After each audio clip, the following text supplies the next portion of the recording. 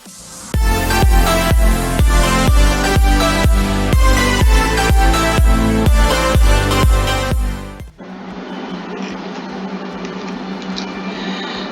Hi guys, welcome to Raj brothers studio. Raj brothers studio में आप सभी का स्वागत है। कल हम लोग 10th लाइन तक देखे थे, अब हम लोग देखेंगे 10th लाइन के बाद। 10th लाइन के बाद क्या है? और is it where the presence of the sea do over peer the petty traffickers that prostitute them to them reverence as they fly by them with their woven wings। तो इसका क्या है?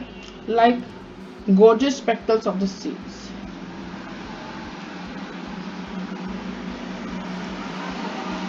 do leave behind the smaller merchant ship who bow before them as a mark of respect as they speed fast with their sails made of canvas। इसका यह मतलब है कि सैलरिनो Antonio के शिप को बोल रहा है कि तुम्हारा जो शिप है वो बहुत रॉयल है, बहुत अमीर टाइप का शिप दिखता है जब वो सी में चलता है। तो क्योंकि एंटोनियो बहुत रिच मर्चेंट था तो उसका शिप भी बहुत बड़ा बड़ा था और उसका शिप एकदम रॉयल था।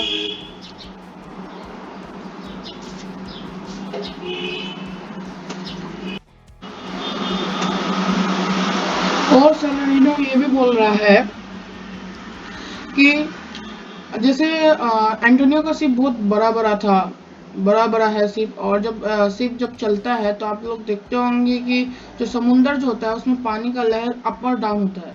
तो और सब जो शिप जो है, जो छोटे मर्चेंट का शिप है, वो उस लहर के कारण नीचे जाते हैं जैसे उसका शिप पास करता है। तो सैलरिनो ये भी बोलता है कि जब तुम्हारा शिप पास करता है एंटोनियो, तो बाकी जो छोटे मर्चेंट का जो शिप है वो ऐसे तुम्हारे शिप को रेस्पेक्ट करते हैं नीचे झुक के।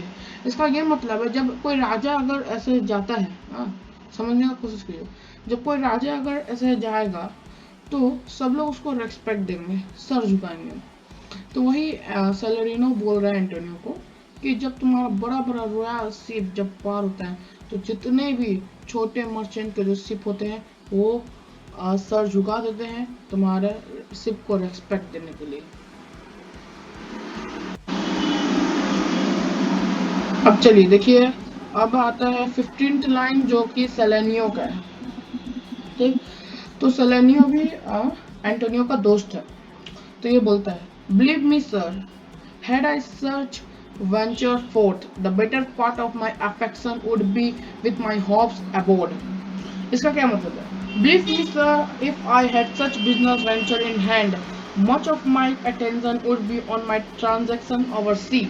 हिंदी में विश्वास कीजिए सर, विश्वास करो एंटोनियो, अगर मेरे जैसे, अगर तुम्हारे जैसा बिजनेस मेरा भी होता तो जितना भी मेरा अफेक्शन है, जितना भी मेरा दिमाग है, वो सी की तरफ होता, समुंदर की तरफ होता जहाँ मेरा रॉयल बड़ा बड़ा शिप्स है।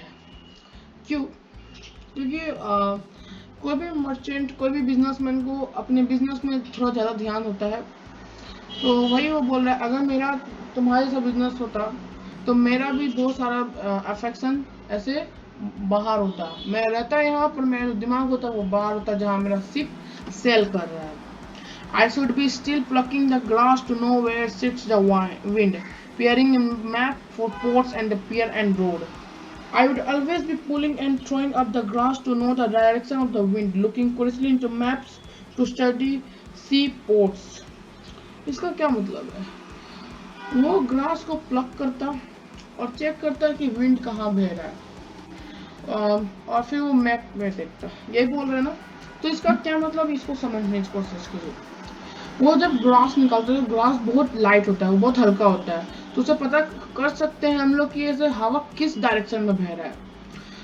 अगर शिप जैसे सोचिए ईस्ट की तरफ जा रहा है, अब वो जैसे देखिए, जैसे वो ग्रास निकाला, उसमें देखा कि ये हवा ईस्ट की तरफ बह रहा है, फिर अब वो मैप निकालेगा, उसमें देखेगा कि इसका शिप जो है किस डायरेक्शन में जाना चाहिए, तो वो देख रहा है ईस्ट की तरफ जा रहा है, तो उसको थोड़ा सा टेंशन हो जाएगा क्योंकि हवा ऐसे अगेंस्ट जा रहा है। जैसे अगर शिप ईस्ट जा रहा है, हवा ईस्ट की तरफ से आएगा तो शिप पीछे थैलाएगा और इससे शिप का जो कंसंट्रेशन है और बैलेंस है बिगड़ सकता है, उसका एक्सीडेंट होने का संभावना होता है।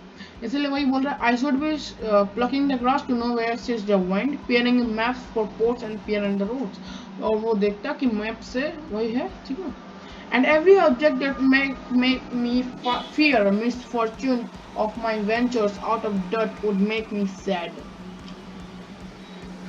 और कोई भी ऑब्जेक्ट अगर मुझे डराता तो मुझे बहुत ऐसे सैड फील कराता मेरे वेंचर्स के, मेरा बिजनेस में, मेरे शिप्स में।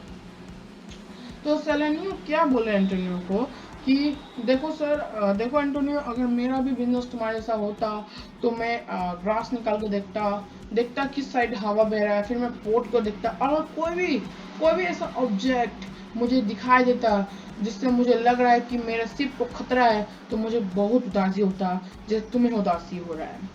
पर ये सब जो है ये लोग सेलेरिनो और सेलेनियो इमेजिन कर रहा है एंटोनियो का उदासी का। एंटोनियो को उदासी का पता अभी तक नहीं चल रहा है कि एंटोनियो आखिर उदास क्यों है। एंटोनियो से उनकी बातों को सुन रहा है। ओके